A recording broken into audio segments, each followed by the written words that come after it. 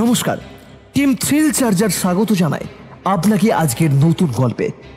শ্রী শরদিন্দু বন্দ্যোপাধ্যায়ের কালজয়ী চরিত্র ব্যোমকেশ বক্সির প্রতি শ্রদ্ধা জানিয়ে আজ আমরা আপনাদের কাছে পরিবেশন করতে চলেছি আশু রায়ের কলমে ব্যোমকেশ ও বহুরূপী।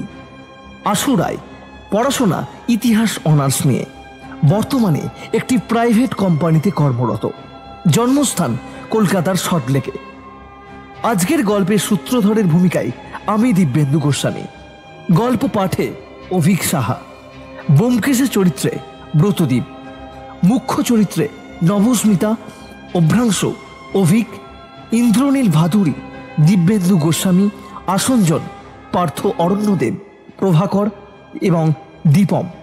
তাহলে চলুন শুরু করা যাক আজকের নিবেদন ব্যোমকেশ ও বহুরূপী।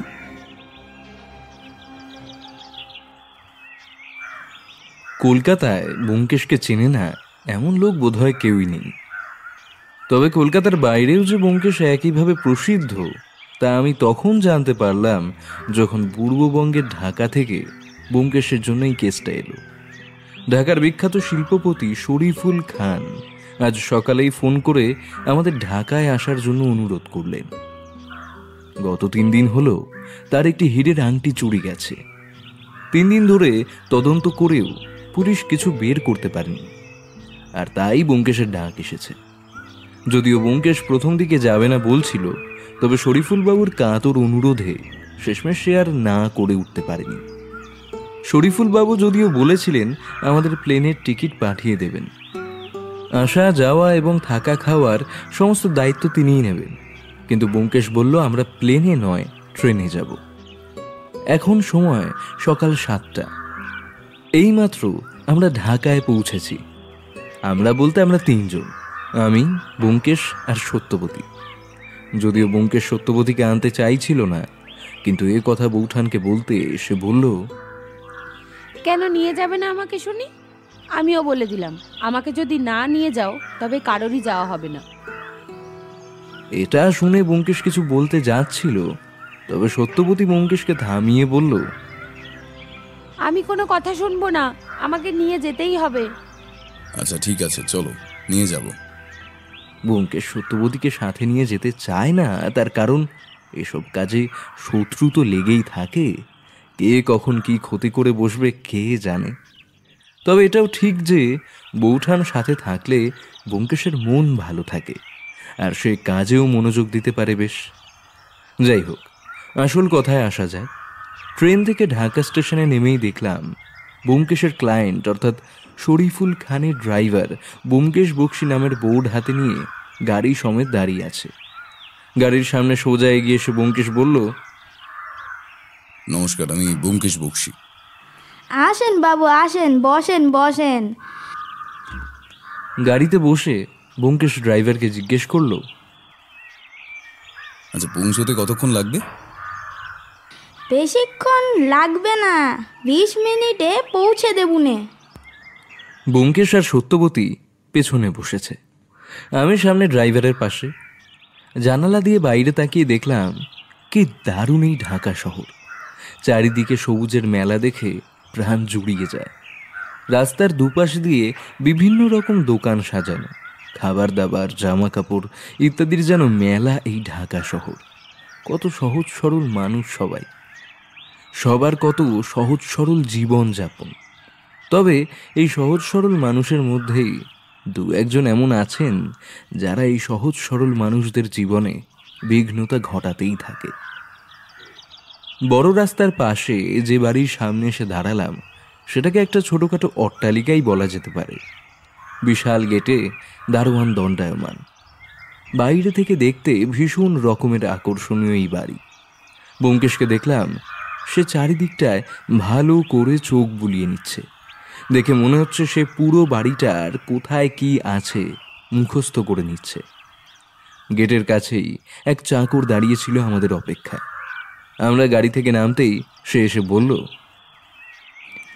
আসেন আসেন, বড় সাহেব আপনাদের জন্য অপেক্ষা করতেছেন। বাড়িটা 3 তলা। বাড়িতে অনেকগুলো ঘর, নানা দিকে নানা রকম দামি দামি জিনিস সাজানো। দেখেই বোঝা যায় এবারই এক বিশাল শিল্পপতিরই হবে। দামি দামি সব আসবাব, দেওয়ালে নানা রকম দামি দামি হাতে আঁকা ছবি টাঙানো, এছাড়াও নানা রকম সব এক্সপেন্সিভ জিনিস শোভা পাচ্ছে এই বাড়িতে। সোজা এগিয়ে গিয়ে সিঁড়ি বেয়ে উপরে উঠে বাদিকের একটি ঘরে ঢুকলাম। ঘরে ঢুকতেই যে মানুষটি উঠে দাঁড়িয়ে আমাদের আসসালামু আলাইকুম বললেন, তিনি যে ব্যোমকেশের ক্লায়েন্ট শরীফুল খান তা আমাদের বুঝতে কোনো সমস্যা হয় না। বয়স মোটামুটি 50 হবে হয়তো। মুখে এক ঝাঁক লম্বা দাড়ি, কিন্তু দাড়িটা একটু অদ্ভুত রকমের। পরনে পাজামা পাঞ্জাবি। খান সাহেব একটি সোফার দিকে আঙুল নির্দেশ করে বললেন, বসুন বসুন আপনারা। নমস্কার, আমি ব্যোমকেশ বক্সী। ইনি আমার স্ত্রী, আর উনি আমার বন্ধু অজিত বন্দ্যোপাধ্যায়। ব্যোমকেশ বাবু, অজিত বাবু, আপনাদের নাম অনেক শুনেছি। আপনাদের সাথে দেখা করারও অনেক ইচ্ছে ছিল, তবে সেটা যে এইভাবে পূরণ হবে তা ভাবিনি। আচ্ছা, আপনারা অনেক দূর থেকে এসেছেন, আপনারা একটু বিশ্রাম করুন। আমাকে একটু জরুরি কাজে বেরোতে হচ্ছে। আমি বিকেলে আপনাদের সাথে কথা বলবো। হ্যাঁ হ্যাঁ, সেই ভালো, আমাদেরও সত্যি একটু বিশ্রাম দরকার। এই সিয়াম, তুমি এনাদের ঘর দেখিয়ে দাও। আমাদের দুটো ঘর দেওয়া হলো, একটা ব্যোমকেশ আর সত্যবতীর জন্য, আর অন্যটা আমার জন্য। আমাদের ঘরগুলো দারুণভাবে সাজানো, নরম বিছানা, দামি খাট। এখন একটু ঘুম প্রয়োজন। ঘুম ভাঙলো সত্যবতীর ডাকে। এই যে ঠাকুরপো, ওঠো, খাওয়ার জন্য ডাকছে। খাওয়ার সময় হয়ে গিয়েছে বুঝি? তাড়াতাড়ি আসো তো, তোমার বন্ধু কখন থেকে অপেক্ষা করছে। আমি আবার আমার বরকে বেশিক্ষণ না খাইয়ে রাখতে পারবো না বাপু। আমি হেসে বললাম, আচ্ছা চলো। টেবিলে গিয়ে দেখি ব্যোমকেশ আগে থেকেই চেয়ারে বসে আছে, আর তার সামনে নানা রকম বাঙালি আইটেম সাজানো আমাদের জন্যে। সর্ষে ইলিশ, কচি পাঁঠার কষা, ডাল, বেগুন ভাজা আর মিষ্টি দই। সত্যি অতিথি আপ্যায়নে এখানকার মানুষের কোনো তুলনাই হয় না। বিকেল তখন প্রায় 4টে। আমি খবরের কাগজ উল্টে পাল্টে দেখছিলাম, তখনই হঠাৎ ব্যোমকেশ এসে উপস্থিত। পকেট থেকে সিগারেটের প্যাকেট বের করে তার থেকে 2টো সিগারেট নিয়ে একটা নিজে ধরালো, আর একটা আমাকে ধরিয়ে দিল। তারপর সিগারেটে 2-3 টান দিয়ে বলল, কি হে বন্ধু, কি পড়ছো?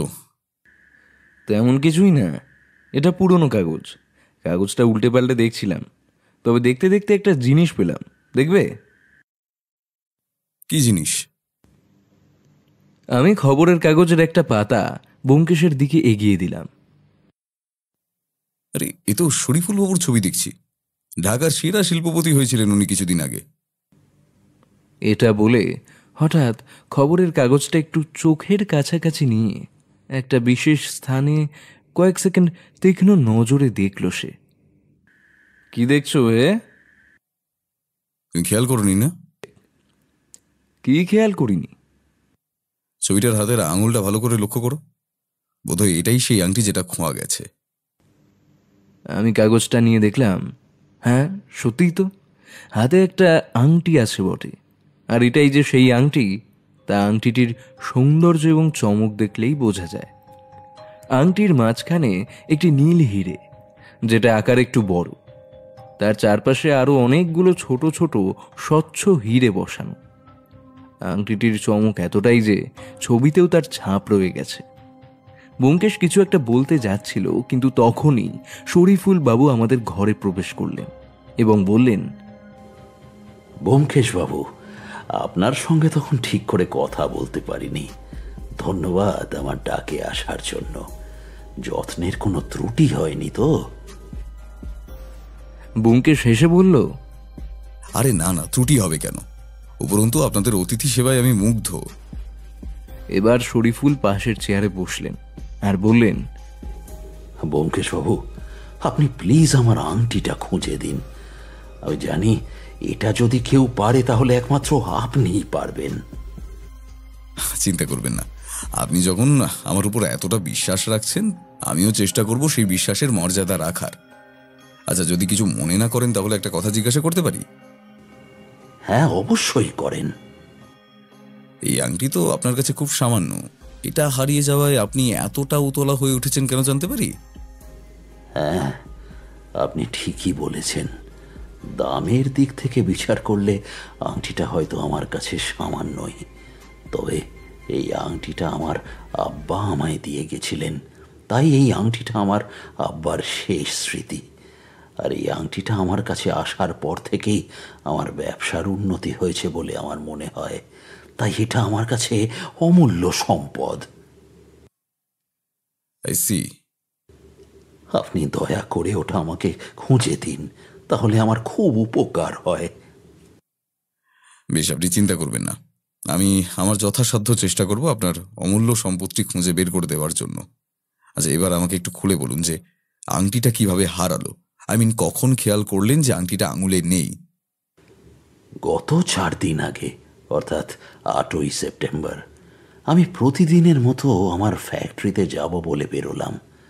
আমি ফ্যাক্টরিতে গেলাম, রোজ দিনের মতো কাজ করলাম, আবার বিকেল 4টায় ফিরে এলাম। বাড়ি ফিরলে ফ্রেশ হয়ে চা খাওয়ার একটা নেশা আছে আমার। সবে চায়ের কাপটা হাতে নিয়েছি, এমন সময় নাসিফ বলে উঠল, আব্বা, আপনার আংটিটা কই? আমি আঙুলে তাকিয়ে দেখলাম আংটি নেই। তারপর হঠাৎ মনে পড়ল, আজ সকালে স্নান করবার সময় আমি আংটিটি খুলে রেখেছিলাম, কিন্তু পরে আর পড়তে মনে নেই। আমি দৌড়ে গেলাম বাথরুমে, কিন্তু গিয়ে দেখি সেখানে আংটি নেই। তারপর এদিক ওদিক সমস্ত জায়গায় খুঁজলাম, সমস্ত বাড়ি, অফিস, শোয়ার ঘর, বসার ঘর, পুরো বাড়ি তন্ন তন্ন করে খুঁজলাম, কিন্তু কোথাও খুঁজে পেলাম না। তারপর কি করলেন? তারপর আরও কিছুক্ষণ খোঁজার পর যখন খুঁজে পেলাম না, তখন পুলিশে খবর দিলাম। তবে পুলিশ 3 দিন ধরে তদন্ত করেও কিচ্ছু খুঁজে পেল না।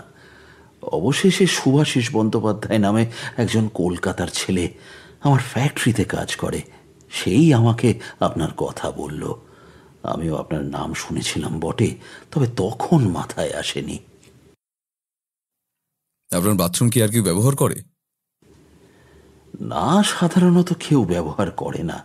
সবার ঘরে আলাদা আলাদা বাথরুম আছে, আর তাছাড়া আমি তালা দিয়ে বন্ধ করে রেখে গেছিলাম আমার রুম। আপনাদের বাড়িতে আর কে কে আছেন? আমার 3 ছেলে, বড় ছেলে আসিফ, মেজ ছেলে নাসিফ আর ছোট ছেলে আতিফ। এক মেয়ে রুবিনার বিয়ে হয়ে গেছে। বড় ছেলে আসিফ বিয়ে করেছে বছর 3 হলো, তাই ওর বউ আসমাও আছে, আর চাকর বাকর, রান্নার লোক এরা। আর আপনার স্ত্রী? তিনি বছর 5 হলো মারা গেছেন। আমি খুবই দুঃখিত। It's okay. আচ্ছা, আপনার কাউকে সন্দেহ হয়? তা একজনকে একটু সন্দেহ হয় বই কি। কাকে? আমার চাকর মণিমোহনকে। কেন, তা কি সন্দেহ হওয়ার কারণ? সেদিন আমি যখন স্নান করে বেরোলাম, তখন ও একবার আমার ঘরে এসেছিল। কেন এসেছিল? আমার একটা চিঠি এসেছিল, সেটাই দিতে এসেছিল। চিঠিটা নিয়ে আমি একটু ব্যালকনিতে চলে গেছিলাম, কারণ আমার চশমাটা ওখানে রাখা ছিল। আমার মনে হয় সেই ফাঁকে হয়তো ও আংটিটা নিয়েছে। ওকে জিজ্ঞাসা করলেই বলল ও নাকি বাথরুমে যায়নি, আর আংটির কথাও নাকি জানেই না। পুলিশও ওকে অনেক জেরা করেছে, এবং ওর সমস্ত জিনিসপত্র ভালো করে খুঁজেও কিছু পাওয়া যায়নি। আচ্ছা, আমি আপনাদের বাড়ির সবার সঙ্গে একটু কথা বলতে চাই। বেশ, তো বলুন, আমি বলে দিচ্ছি ওদের ডেকে দিতে। শরীফুল বাবু এক চাকরকে দিয়ে সবাইকে ডাকিয়ে দিলেন। মিনিট 2 পর বাড়ির বাকি সবাই আমাদের ঘরে এলো। কিছুক্ষণ ব্যোমকেশ তাদের আপাদমস্তক দেখে বলল, নমস্কার, আমার নাম ব্যোমকেশ বক্সী। উনি আমার বন্ধু অজিত বন্দ্যোপাধ্যায়। আমরা আপনার বাবার হারিয়ে যাওয়া হীরের আংটি তল্লাশি করছি। আপনাদের বেশি কিছু প্রশ্ন করব না, তবে আশা করি আপনারা আমাদের প্রশ্নের সব সত্যি জবাব দেবেন। আচ্ছা, আপনাদের বাবা বলেছেন ওনার মণিমোহন নামক ভৃত্যকে সন্দেহ হয়। আপনাদেরও কি তাই মনে হয়? কিছুক্ষণ সবাই নিরুত্তর থাকলেন। তারপর আসিফ বললেন, দেখুন, মণিমোহন কাকা অনেক দিন ধরেই আমাদের বাড়িতে আছেন। উনি এই কাজ করবেন বলে আমার মনে হয় না। হ্যাঁ, তবে টাকার লোভ মানুষকে যে কোনো কাজ করাতে পারে। আসিফের বয়স আন্দাজ 28 হবে। লম্বা সুঠাম চেহারা, দাড়ি রাখেন না, আর কথা বলার ধরন খুবই নম্র স্বভাবের। আর কাউকে কি সন্দেহ হয় আপনাদের? না, আর তেমন তো কেউ নেই সন্দেহ করার মতো। নাসিফ, আপনি তো প্রথম খেয়াল করেছিলেন যে আপনার বাবার হাতে আংটি নেই। হঠাৎ কিভাবে খেয়াল হলো? আমি আব্বার সামনে বসে চা খাচ্ছিলাম, হঠাৎ খেয়াল হলো আব্বার হাতে আংটিটা নেই। আমি বাবাকে বলতে বাবা প্রথমে একটু হকচকিয়ে গেল, ছটফট আরম্ভ করে দিল। তারপরে আব্বার হঠাৎ মনে পড়লো সে স্নানের সময় আংটিটা বাথরুমে খুলে রেখেছিল। আমি দৌড়ে গেলাম, কিন্তু তন্ন তন্ন করে খুঁজেও কিছু পেলাম না। বেশ, আচ্ছা, আপনারা যেতে পারেন। আচ্ছা, মণিমোহন নামক ভৃত্যকে একটু দেখে যাওয়া যায় কি? তাহলে ওকে কিছু প্রশ্ন করতাম। আতিফ, মণিমোহনকে একটু ডেকে দে তো। আতিফ বেরিয়ে গেল, আর 2-3 মিনিট পর সঙ্গে নিয়ে এলো বছর 35-এর একজন লোককে। নিঃসন্দেহে এটাই মণিমোহন। লোকটা দেখতে রোগা, গায়ের রং কালো, লম্বায় খুব বেশি হলে 5 ফুট 4 ইঞ্চি হবে। চোখ দুটো আশ্চর্য রকম, চোখে ভয়ের লেশমাত্র নেই। লোকটাকে একবার আপাদমস্তক দেখে ব্যোমকেশ প্রশ্ন করল, মণিমোহন, তুমি নিশ্চয়ই জানো যে তোমার মনিবের একটি হীরের আংটি চুরি গেছে এবং বাড়ির সবাই তোমাকেই সন্দেহ করছে। এই ব্যাপারে তোমার কি মত? মণিমোহন একটুও ঘাবড়ে না গিয়ে বলল, আগে আমি তো চুরি করিনি। চুরির দিন সকালে তুমি তোমার মনিবের ঘরে গিয়েছিলে? আগে গিয়েছিলাম। কেন? চিঠি দিতে। তখন তোমার মনিব মানে শরীফুল খান সাহেব ব্যালকনিতে ছিলেন। তখন কি তুমি তোমার মনিবের বাথরুমে ঢুকেছিলে? আগে না, আমি চিঠি দিয়েই চলে আসি। চুরির দিন সন্ধ্যাবেলায় তুমি কি বাইরে বেরিয়েছিলে? এবার বোধহয় মণিমোহন একটু হকচকিয়ে গেল, কিন্তু সামলে নিয়ে বলল, আগে গিয়েছিলাম। কোথায়? আমার জন্য একটু ওষুধ কিনতে। ঠিক কতক্ষণ পরে ফিরেছিলে? এবার সে আবার একটু হকচকিয়ে আবার সামলে নিয়ে বলল, এই 1.5 ঘন্টা মতো। শুধুমাত্র ওষুধ কিনতে 1.5 ঘন্টা কেন লাগলো? ওষুধ কেনার পর ওই একটু সার্কাস দেখতে গিয়েছিলাম। কোথায় হচ্ছিল সার্কাস? ওই কুমির টোলায়। ঠিক আছে, তুমি এবার যেতে পারো। মণিমোহন বাইরে বেরিয়ে গেল। আচ্ছা শরীফুল সাহেব, আপনাদের বাড়ি থেকে থানা কত দূর? এই মিনিট 15 মতো। এখানে পুলিশ ইন্সপেক্টর কে আছেন? শামীম চৌধুরী, উনিই তো আমাদের কেসটা দেখছিলেন। আচ্ছা, আমি এবারে একটু আপনার ঘর আর বাথরুমটা একটু দেখতে চাই, যদি আপনার কোনো আপত্তি না থাকে। না না, আপত্তি কেন থাকবে, দেখেন। শরীফুল খান সাহেবের ঘর 2 তলায়, আমরা বর্তমানে আছি 3 তলায়। সিঁড়ি দিয়ে নেমে বাঁ দিকে ওনার ঘর। ঘরের ডান দিকে দেওয়ালে একটা বড় করে ওনার একটা ছবি লাগানো। ঘরে আসবাব বলতে একটা খাট, একটা আলমারি আর একটা টেবিল আর 2টো চেয়ার, আর সাজানোর জন্য কিছু ফুলদানি আর কিছু ছবি দেওয়ালে টাঙানো। ব্যোমকেশকে দেখলাম শরীফুল সাহেবের ছবিটা বেশ পুঙ্খানুপুঙ্খভাবে দেখছে। কাছে গিয়ে বেশ কিছুক্ষণ ছবিটা খুঁটিয়ে খুঁটিয়ে দেখল। তারপর কিছুক্ষণ অন্যমনস্ক হয়ে কি যেন ভাবল, আর তারপর আবার ঘরের চারদিকে দেখতে লাগলো। হঠাৎ নিচু হয়ে টেবিলের তলা থেকে কিছু যেন একটা কুড়িয়ে নিল। তারপর মিনিট 2 এদিক ওদিক দেখে বলল, বাথরুমটা কোন দিকে? শরীফুল সাহেব আঙুলের ইশারায় দেখিয়ে দিলেন। ব্যোমকেশ আর আমরা সেদিকেই এগিয়ে গেলাম। আমাদের সাথে খান সাহেব আর ওনার 3 ছেলেও এলেন। বাথরুমে ঢুকেও ব্যোমকেশ বেশ খুঁটিয়ে খুঁটিয়ে এদিক ওদিক দেখতে লাগলো। কিছুক্ষণ এদিক ওদিক বেশ ভালো করে দেখে নিয়ে বলল, আচ্ছা খান সাহেব, আপনি কি মনে করতে পারেন স্নান করার আগে আপনার আংটিটা ঠিক কোথায় খুলে রেখেছিলেন? যতদূর খেয়াল আছে এই বেসিনের উপরেই রেখেছিলাম। তার মানে বলে কিছুক্ষণ চুপ করে থেকে আবার বলল, খান সাহেব, আপনি কি লক্ষ্য করেছেন আপনার বেসিনের জালিটা ভেঙে গেছে? ভেঙে গেছে? না মানে, না, জানি না তো।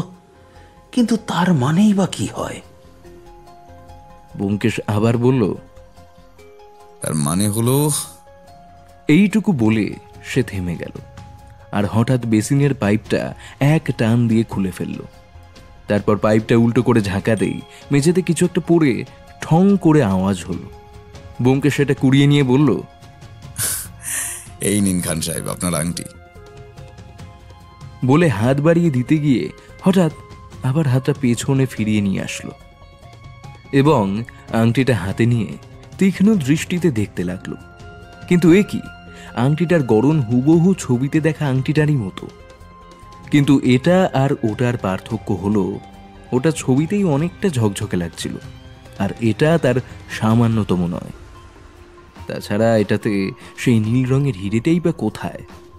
ব্যোমকেশ বলল, এটা আসল আংটি নয়। আমার মনে হয় এটার উপর কৃত্রিম পালিশ করা এবং রং করা ছিল। বেসিনের পাইপের মধ্যে জল লেগে ওপরের পালিশ আর রং উঠে গেছে। ভালো করে দেখলাম, সত্যি তো, বড় হিরেটার গায়ে সত্যি ঈষৎ নীল রং এখনো লেগে আছে। আংটি ফিরে পাওয়ার খুশিতে সবার মুখে যে হাসির উদয় হয়েছিল তা নিমেষেই মিলিয়ে গেল। সবাই অবাক হয়ে আংটির দিকে তাকিয়ে রইল। কেবল শরীফুল খানের চোখে যেন একটু হতাশা দেখলাম। হতেই পারে উনি হয়তো ভেবেছিলেন আংটিটা পেয়ে গেছেন, কিন্তু এটা যে নকল সেটা জানার পর হতাশা হওয়া তো স্বাভাবিক। ব্যোমকেশ বলল, এই নকল আংটিটা এলো কোথা থেকে খান সাহেব? তা আমি ঠিক জানি না। এটা যদি নকল হয় তাহলে আসল আংটিটা কোথায় গেল? এটা ভেবেই আমার মাথা কাজ করছে না। ব্যোমকেশবাবু, দয়া করে আপনি কিছু করুন, আমার আসল আংটিটা খুঁজে দিন। আমাকে একটু ভাবতে সময় দিন, আশা করি আমি খুঁজে দেব। এই চলো অজিত। সবে মাত্র সন্ধ্যা হয়েছে। ব্যোমকেশ একটি সিগারেট ধরিয়ে চেয়ারে গা এলিয়ে দিয়ে সেটা টানতে লাগলো। আমিও একটা সিগারেট বের করে তাতে 2 টান দিয়ে বললাম,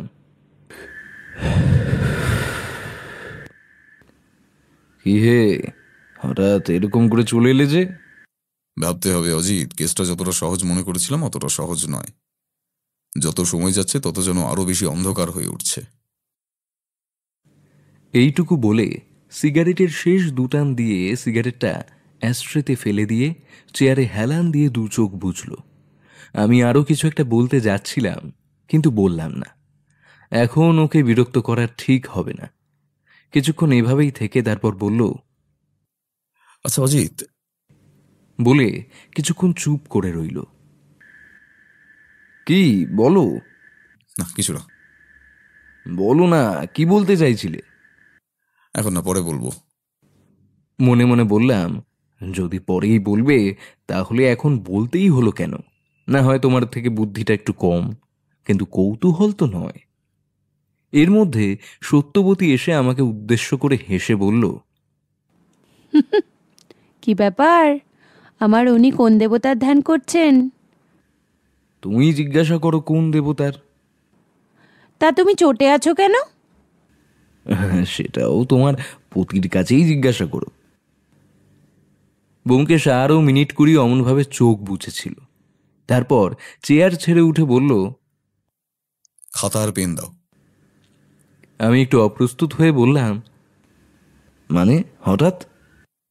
মানে কিছুই না, একটা খাতার পেন দাও জলদি। আমি বের করে দিতেই চেয়ারটা টেনে টেবিলের উপর বসে কি যেন লিখতে লাগলো। আমি এগিয়ে এগিয়ে দেখার চেষ্টা করলাম, তবে কিছুই বুঝতে পারলাম না। মনে হলো যেন এই লেখা হরপ্পা মহেঞ্জোদারো ভাষায় লেখা, যার পাঠোদ্ধার সম্ভব নয়। জিজ্ঞাসা করলেও বলে না। 2 বার জিজ্ঞাসা করেছি এর মধ্যে, তার উত্তরে শুধু বলেছে পরে। ধুর, একটু বললে কি এমন সমস্যা হয়? হ্যাঁ, শেষমেশ কোনো উপায় না পেয়ে আমি আবার চেয়ারে গিয়ে বসলাম। বৌঠান 2 বার ডেকে কোনো উত্তর না পেয়ে বিরক্ত স্বরে বলল, দূর বাবা, থাকো তুমি, আমি গেলাম। থাকো তুমি আর তোমার বন্ধু। কেন যে এনাকে বিয়ে করতে গেছি ভগবানই জানে। আরও কিছুক্ষণ লেখার পর ব্যোমকেশ আমার দিকে দেখে একটু মুচকি হাসলো আর বলল, দেখেছো অজিত, বিয়ে করলে কত ঝামেলা। বাঁচতে চাইলে বিয়ে করো না, হ্যাঁ? আচ্ছা, আমি একটু বেরোবো ঘন্টাখানেকের জন্য, তুমি থাকো। কেন, আমিও যাই? না, নতুন জায়গায় এসেছি, সত্য একা আছে, তুমি এখানে থাকলে ভালোই হবে। আচ্ছা। বৌঠান যে রাগ করেনি সে আমি জানি, সে যথেষ্ট বুদ্ধিমতী মেয়ে, তার জন্য কখনো ব্যোমকেশের কাজের কোনো ক্ষতি হয়নি। রাতে খাওয়া শেষে ব্যোমকেশ আবারও আমার ঘরে এলো।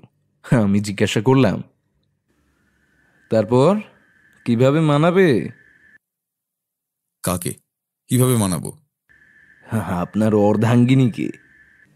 এবার ব্যোমকেশ একটু হেসে বলল, আরে তাতে আর কি, সত্যকে মানাতে আমার সময় লাগে নাকি? তা বেশ, কিন্তু এবার কিছু বলবে? কি ব্যাপারে জানতে চাও?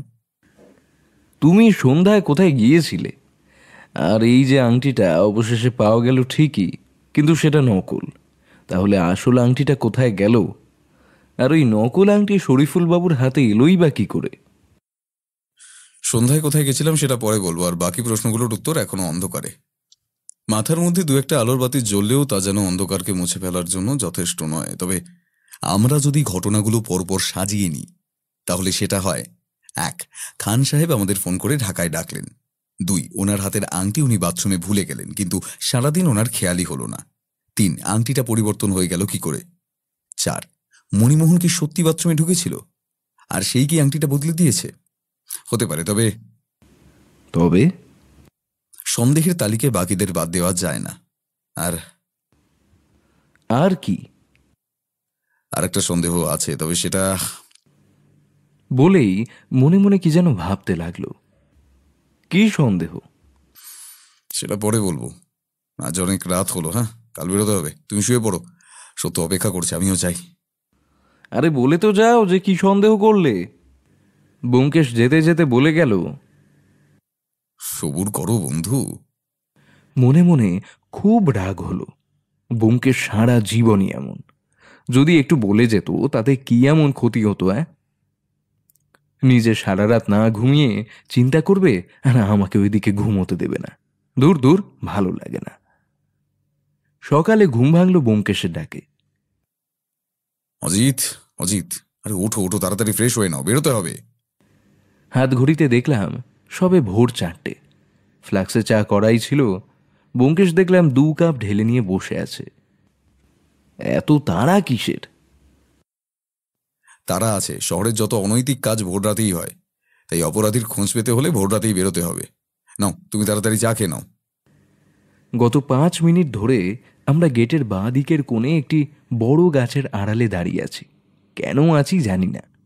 ব্যোমকেশকে জিজ্ঞেস করতে সে বলল, আমার অনুমান যদি সঠিক হয় তাহলে আর কয়েক মিনিটের মধ্যেই এই বাড়ি থেকে কেউ একজন বেরোবে, আমরা তারই পিছু নেব। আরও 5 মিনিট কেটে গেল, কিন্তু কেউ এলো না। আমি ভাবতে লাগলাম, কে আসবে, কেনই বা আসবে, সে যাবেই বা কোথায়? এসব ভাবতে ভাবতে হঠাৎ অন্ধকারে একজন লোক নিজের শরীর চাদর দিয়ে ঢেকে গেটের দিকে এগোচ্ছে। আমরা এবার আরো সতর্ক হয়ে গেলাম। লোকটা বাড়ির বাইরে বেরিয়ে প্রথমে সতর্কভাবে একবার এদিক ওদিক দেখে নিল, তারপর সামনে এগিয়ে আরেকবার চারদিকে চেয়ে দেখে নিল, তারপর পা টিপে টিপে গেটের সামনে এগিয়ে গেল। তারপর ধীরে ধীরে গেট খুলল, তারপর দ্রুত গতিতে বাড়ির বাইরে বেরিয়ে গেল। আমায় হাত দিয়ে ইশারা করে ব্যোমকেশও এবার দ্রুত গতিতে গেটের দিকে যেতে লাগলো। বাইরে বেরিয়ে দেখলাম সোজা রাস্তায় বেশ খানিকটা এগিয়ে গেছে। আমি আমার গতি আরেকটু বাড়াতেই ব্যোমকেশ আমার হাত ধরে ফেলল, কানের কাছে ফিসফিস করে বলল, ধীরে হাঁটো, এটুকু দূরত্ব মেনটেন করে চলো। কাছে গিয়ে ধরে ফেললেই তো হয়। না, একদমই না, কোথায় যাচ্ছে সেটা আমাদের দেখতে হবে, চুপি চুপি চলো। সোজা রাস্তায় কিছু দূর এগিয়ে গিয়ে ডায়ে বায়ে মোড় পড়ছে। রাস্তায় তখনও অন্ধকার। রাস্তার দুপাশের দোকানগুলো এখনো খোলেনি, শুধুমাত্র কয়েকটা চায়ের দোকান ছাড়া। রাস্তায় গাড়ি ঘোড়াও তেমন নেই, শুধু মাঝে মাঝে কয়েকটা সবজি বোঝাই করা গাড়ি চলে যাচ্ছে। পিছু নিতে নিতে কত দূর এগিয়ে এসেছি তা খেয়াল করিনি। আরও কিছু দূর এগিয়ে একটা পুরো বাড়ির সামনে এসে এবার লোকটা থামল। বাড়িটা প্রায় ভগ্ন অবস্থায় আছে, চারিদিকে নানা রকম গাছপালা আর ঝোপ জন্মেছে, তাই এই জায়গাটা আরো বেশি অন্ধকার। লোকটা বাড়িটার মধ্যে ঢুকলো। ব্যোমকেশ হঠাৎ কানের কাছে এসে বলল, অজিত, তুমি বাড়ি ফিরে যাও। কেন, তুমি কি করবে এখন? আমার কাজ আছে, তুমি ফিরে যাও। কিন্তু তোমাকে এখানে একা রেখে? তোমার বাড়ি থাকা প্রয়োজন আছে। যদি এখানে কোনো রকম অসুবিধা হয় তাহলে বাড়িতে সত্যবতীর সমস্যা হতে পারে। তাই যত দ্রুত সম্ভব তুমি বাড়ি ফিরে যাও। কোনো সমস্যা হলেও বিচলিত হওয়ার দরকার নেই। আমি ইন্সপেক্টর শামীম চৌধুরীকে বলে রেখেছি, যদি কোনো সমস্যা হয় ওনার পুলিশ টিম তোমাদের সাহায্যের জন্য তৈরি আছেন। তুমি চিনতে পারবে তো? বিলক্ষণ পারবো। আমি আর বেশি দেরি করলাম না, দ্রুত গতিতে রওনা দিলাম বাড়ির দিকে। আসার সময় রাস্তার আশেপাশে দোকানগুলো দেখে রেখেছিলাম, তাই বাড়ি চিনতে অসুবিধা হবে না আমি বোধ করি। তবে আমাকে দ্রুত যেতে হবে। ব্যোমকেশ আগেই বলে দিয়েছিল বাড়িতে ঢুকে আমি যেন একদম সাধারণ বিহেভ করি, কেউ যেন কোনো ক্রমে জানতে না পারে যে আমরা এক্ষুনি কি করে এলাম। আমি বাড়ি ঢুকেই সিঁড়ি দিয়ে উপরে উঠতে যাব এমন সময় শরীফুল খান সাহেব এসে জিজ্ঞাসা করলেন, আরে অজিত বাবু, এত সকাল সকাল কোথা থেকে ফিরলেন? আমি যতটা সম্ভব সাধারণভাবে বললাম, এই তো একটু হাঁটতে গেছিলাম, আসলে সকালবেলায় আমার একটু হাঁটার অভ্যেস আছে। খান সাহেব কিছুক্ষণ আমার দিকে তাকিয়ে থেকে কি যেন একটু ভাবলেন, তারপর যেন কিছু একটা বলতে গেলেন, কিন্তু তৎক্ষণাৎ নিজেকে সামলে নিয়ে একটু হেসে বললেন, আচ্ছা, আমি চা দিতে বলে দিচ্ছি। আমি তাড়াতাড়ি উপরে উঠেলাম। ভাগ্যিস ব্যোমকেশের কথা জিজ্ঞাসা করেনি, জিজ্ঞেস করলে কি যে উত্তর দিতাম তাই ভেবে পাচ্ছিলাম না। আমি ঘরে ঢুকতেই দেখি বৌঠান বসে আছে। আমাকে দেখেই বলল, তোমরা সকাল সকাল কোথায় গেছিলে আমাকে কিছু না জানিয়ে? সত্যের সন্ধানে। তা তোমার বন্ধুটি কই? সে আসছে একটু পরেই। তোমরা কি কিছু সত্য খুঁজে পেলে?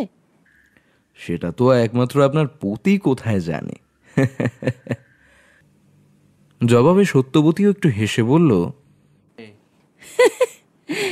তা যা বলেছ, উনি যে কি করে তা উনি ছাড়া কেউই জানেন না। সত্যবতী চলে গেল। আমি চেয়ারে শরীর এলিয়ে দিয়ে ভাবতে লাগলাম আজকের ঘটে যাওয়া সব ঘটনাগুলো। ব্যোমকেশ কিসের বিপদের কথা বলছিল? চাদর গায়ে ওই লোকটাই বা কে? ওই পোড়ো বাড়িতে কেন গেল? ব্যোমকেশ কি তাহলে বুঝে ফেলেছে, নাকি এখনো চেষ্টা চলছে? চুরিতে বাড়ির কেউ জড়িত? তাই যদি হয় তবে কে জড়িত? এমন তো নয় যে চোর আংটি চুরি করে ওই বাড়িতেই লুকিয়ে রেখেছে। হতে পারে, আবার নাও হতে পারে। এসবের উত্তর একমাত্র ব্যোমকেশ স্বয়ং দিতে পারবে। এসব ভাবতে ভাবতে হঠাৎ বুকটা কেঁপে উঠল। আচ্ছা, ব্যোমকেশের কোনো রকম বিপদ হবে না তো? আমি কি ওকে ওখানে একা রেখে সে ভুল করলাম? আমার মন মানছে না। কতক্ষণে ব্যোমকেশ আসবে কে জানে। এসব ভাবতে ভাবতে কখন ঘুমিয়ে পড়েছি কে জানে। ঘুম ভাঙল ব্যোমকেশের ডাকে। অজিত, এই অবেলায় ঘুমোচ্ছ কেন? আমি তাড়াতাড়ি উঠে পড়লাম। আচ্ছা, কোনো রকম সমস্যা হয়নি তো? কেউ কিছু বোঝেনি তো? না, কেউ কিছু বুঝতে পারেনি। কিন্তু তুমি কোথায় গেছিলে? কে ওই চাদর জোড়ানো লোকটা, আর ওখানেই বা কেন গেছিল সে? তুমি কি কিছু আন্দাজ করতে পেরেছো? তা একটু আর তো পেরেছি বই কি, তবে অন্ধকার এখনো পুরোপুরি কাটেনি। এখনো তদন্ত অনেকটাই বাকি আছে। তুমি কি চিনতে পেরেছো যে বাড়িতে কে আছে? একজন লোক আছে ওখানে, তবে সে যে কে, কেনই বা ওখানে আছে তা জানতে পারিনি। লোকটার মুখ দেখতে পেলাম না। চেষ্টা করলে হয়তো আজই জানতে পারতাম যে ওখানে কে বা কারা আছেন, কিন্তু তা করতে গেলে আংটি চোরকে হয়তো আর পাওয়া যেত না। তাহলে এখন কি করবে? আপাতত কিছুই করব না, এখন একটু ভাববো। তারপর 10টা বাজলে শরীফুল খান সাহেবের ফ্যাক্টরিতে যাব। তুমি তৈরি থেকো। হ্যাঁ। এটা বলেই টেবিলের উপর থেকে নিজের সেই মহেঞ্জোদারোর ভাষায় লেখা খাতাটি দেখতে লাগলো। আর কিছুক্ষণ পর কলম দিয়ে খাতায় একটু দাগ দিতে দিতে বলল, তারপর আবার গভীর মনে কি যেন চিন্তা ভাবনা করতে লাগলো। ব্যোমকেশ এক গভীর চিন্তায় মগ্ন, চোখ বুজে ভেবে চলেছে আকাশ পাতাল। কি কি ভাবছে কে জানে। আমিও অনেকবার এটা নিয়ে ভেবে দেখার চেষ্টা করেছি, কিন্তু এটা এতটাই জটিল যে মাথার উপর দিয়ে যাচ্ছে। আসতে পারি কি? আরে আসুন আসুন, বসুন। এইবার ব্যোমকেশ চোখ খুলে তাকিয়েছে। বেশ বুঝতে পারছি সামনের চেয়ারে বসে থাকা শরীফুল খান সাহেবকে ব্যোমকেশ আপাদ মস্তক দেখছে, যদিও সেটা তার চোখ দেখে বোঝা যায় না। অন্তত খান সাহেব নিজে বুঝতে পারবেন না তা আমি নিশ্চিত। আমিও আগে বুঝতাম না, এখন ওর সঙ্গে থেকে থেকে বুঝে গেছি। সে খুব ধীর গতিতে চোখের ওঠানামা করে, যাতে সামনের মানুষ যাকে সে দেখছে সে নিজেও বুঝতে না পারে। কয়েক সেকেন্ড দেখে নিয়ে ব্যোমকেশ বলল, হ্যাঁ বলুন খান সাহেব, আপনার কি সাহায্য করতে পারি? কিছু কি পেলেন ব্যোমকেশ বাবু? না, এখনো তেমন কিছু পেলাম না। এটা শুনে শরীফুল খানের মুখে কেমন যেন একটা চাপা হাসি লক্ষ্য করলাম।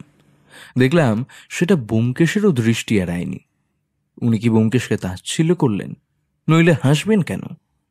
তাহলে আমার আংটিটা? আশা করছি পেয়ে যাবেন। আচ্ছা খান সাহেব, আমরা আপনার ফ্যাক্টরিটা একটু দেখতে চাই। আংটি চুরির সাথে ফ্যাক্টরি সম্পর্কিত নাকি? হতেই পারে, অস্বাভাবিক তো নয়। আচ্ছা, আপনারা তৈরি হয়ে নিন, আমি একটু পরেই বেরোবো। আপনারা আমার গাড়িতে করেই যাবেন। ব্যাপারটা ঠিক কেমন হলো আমি নিজেই বুঝে উঠতে পারলাম না। উনি ব্যোমকেশকে ডাকলেন, ডেকে এখন আবার তাচ্ছিল্য করে অপমান করছেন। ব্যোমকেশকে বলাতে সে বলল, চারো সেসব, চলো বেরোতে হবে। শরীফুল খানের গাড়িতে করে তার ফ্যাক্টরিতে পৌঁছাতে মিনিট 20 মতো লাগলো। বিশাল ফ্যাক্টরি। এই এলাকায় এর থেকে বড় ফ্যাক্টরি আর আছে বলে আমার মনে হয় না। ফ্যাক্টরিতে প্রায় 100-র উপরে ওয়ার্কার কাজ করছে। চারিদিকে নানা রকম মেশিন, সর্বদা যান্ত্রিক কোলাহলে মাতিয়ে রেখেছে জায়গাটাকে। চলুন অফিসে গিয়ে বসি।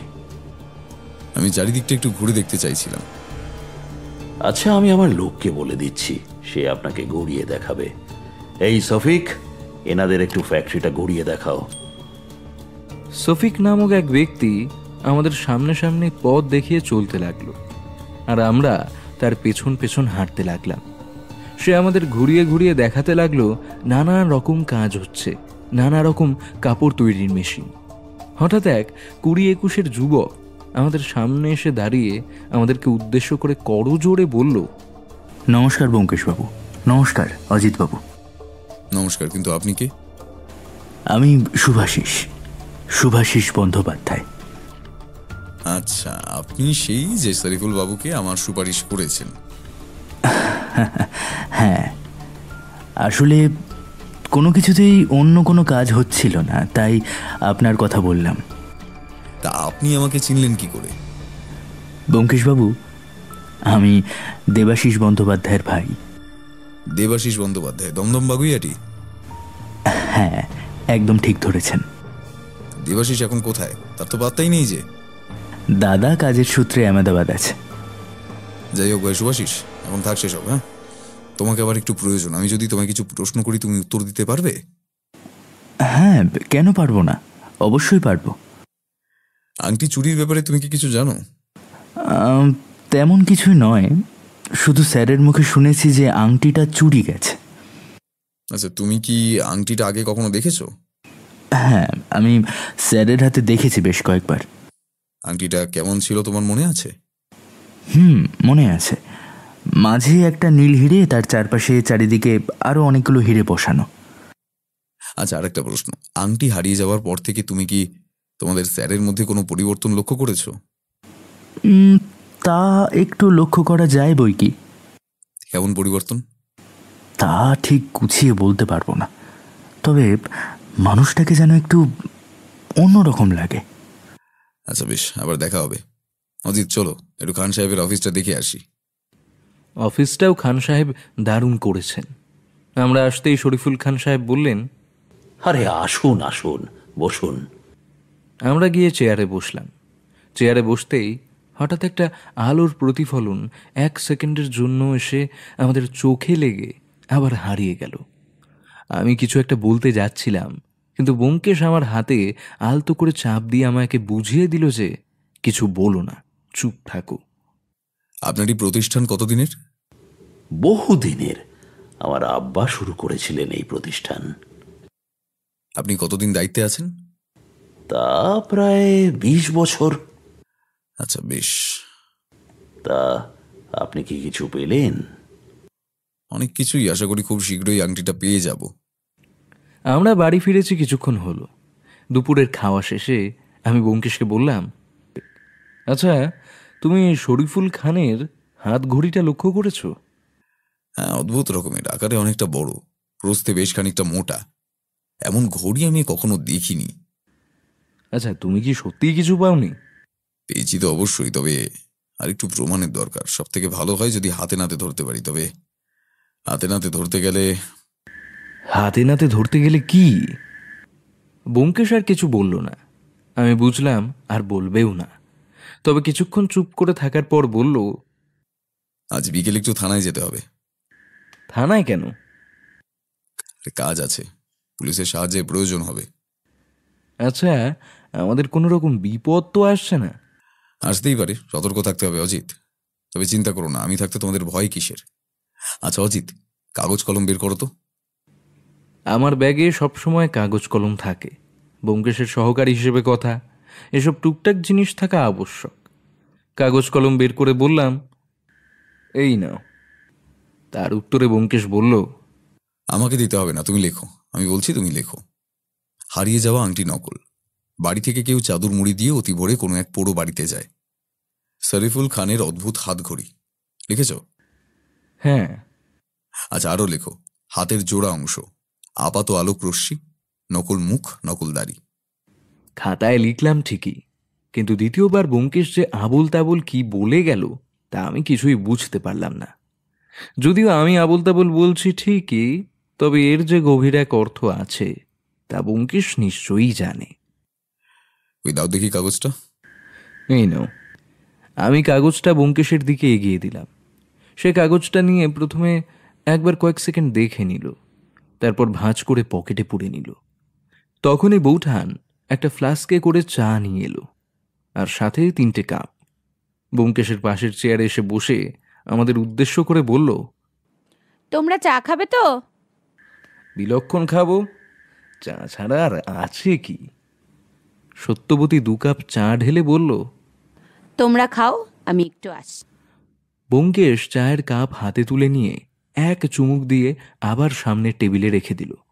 এবার পকেট থেকে সিগারেটের প্যাকেট বের করে আমার দিকে ছুঁড়ে দিয়ে বলল, ধরাও। আমি প্যাকেট থেকে 2টো সিগারেট বের করে তাতে আগুন দিয়ে একটা ব্যোমকেশকে দিলাম এবং অন্যটা নিজের কাছে রাখলাম। ব্যোমকেশ বেশ কিছুক্ষণ সিগারেটে টান দিল, তারপর বলল, আচ্ছা অজিত, তোমার কি মনে হয় কে চুরি করেছে? এই রে, আমার সব মাথার উপর দিয়ে যাচ্ছে। কিন্তু ব্যোমকেশকে এটা বুঝতে দেওয়া চলবে না, নইলেই ঠাট্টা করবে, বলবে এতদিন আমার সঙ্গে থেকেও কিছু শিখতে পারলে না অজিত। তাই নিজেকে সামলে নিয়ে বললাম, আমার তো মনে হয় হয় মণিমোহন নয়তো খান সাহেবের ছেলেদের মধ্যে কেউ। তো খেলার প্রথম 10 মিনিটের ফলাফল। এখন খেলা এক্সট্রা টাইমে চলছে। এখনকার ফলাফল অন্যরকম অজিত। কেমন? না মানে ঠিক বুঝলাম না। প্রথমে ওদের উপর সন্দেহ হয়েছিল বটে, যদিও সন্দেহের চোখ থেকে ওদের সরানো যায় না এখনো। তবে এখন আরো কিছু নতুন রাস্তাও খুলেছে। এইটুকু বলে সে আবার সিগারেটে 2-3 টান দিল, আর তারপর বিড়বিড় করে বলল যা আমি আধো আধো শুনতে পেলাম, পর থানায় সকালের ব্যবস্থা। শুধুমাত্র এইটুকু ছাড়া আমি আর কিছুই বুঝতে পারলাম না। কি বলছো? কিছুই তো বুঝতে পারলাম না। আশা করি খুব তাড়াতাড়ি বুঝিয়ে দিতে পারবো। আচ্ছা চলো, এবার বেরোতে হবে। তাড়াতাড়ি তৈরি হয়ে নাও, আমি এক্ষুনি আসছি। সত্যর সাথে একটু কথা বলেই আসছি। হ্যাঁ। ব্যোমকেশ আগে একবার থানায় গিয়েছিল। বাড়ি থেকে বেরিয়ে 2 পা সামনে গিয়ে একটু বাঁ দিকে বাঁক নিয়ে আরও 2 পা হেঁটে আমরা একটা জায়গায় এসে দাঁড়ালাম। রাস্তার ওপাশে কিছু রিক্সা দাঁড়িয়ে আছে। ব্যোমকেশ তাদের একজনকে হাতের ইশারায় এপারে ডাকলো। রিক্সাওয়ালা আমাদের সামনে এসে দাঁড়াতে ব্যোমকেশ বলল, থানায় যাবে? হ্যাঁ বাবু, যাবো, চলেন। অনেকদিন পরে রিক্সায় উঠে কোথাও যাচ্ছি। কলকাতায় সাধারণত ওঠা হয় না। রিক্সায় উঠতেই হঠাৎ ছোটবেলার স্মৃতি মনে পড়ে গেল। ছোটবেলায় বাবার সাথে কলকাতার রাস্তায় রিক্সা চড়ে কতই না ঘুরেছি। যারা রিক্সা চড়েনি তারা রিক্সায় চড়ার মজাটা ঠিক বুঝতে পারবে না। প্রকৃতির অপরূপ সৌন্দর্য দেখতে দেখতে খোলা হাওয়া মেখে রাস্তা দিয়ে এগিয়ে যাওয়া সত্যি খুবই আরামদায়ক। থানায় পৌঁছতে মিনিট 15 লাগলো। থানায় ঢুকে একজন পুলিশ কর্মীর কাছে ব্যোমকেশ জিজ্ঞাসা করল, ইন্সপেক্টর শামীম চৌধুরী কি এখন আছেন? শামীম স্যার তো রাউন্ডে বেরিয়েছিলেন, বসুন, এক্ষুনি চলে আসবে।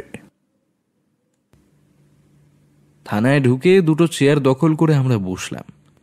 এরপর নিজেদের মধ্যে কিছু আলোচনা করতে করতেই ইন্সপেক্টর শামীম চৌধুরী চলে এলেন। এই প্রথমবার আমি ওনাকে দেখলাম। লম্বায় প্রায় 6 ফুট, সুঠাম দেহ, বুদ্ধিদীপ্ত চোখ, সেই চোখের তীক্ষ্ণ চাহনি। এমন পুলিশ কর্মীকে দেখলে যে কোনো চোর ভয় পাবে। থানায় প্রবেশ করে ব্যোমকেশকে বসে থাকতে দেখে বললেন, আরে ব্যোমকেশ বাবু, যে কোনো খবর আছে নাকি? আপনার একটু সাহায্যের প্রয়োজন। আচ্ছা, আসুন, ভেতরে আসুন, কেবিনে বসে কথা বলি, চলুন।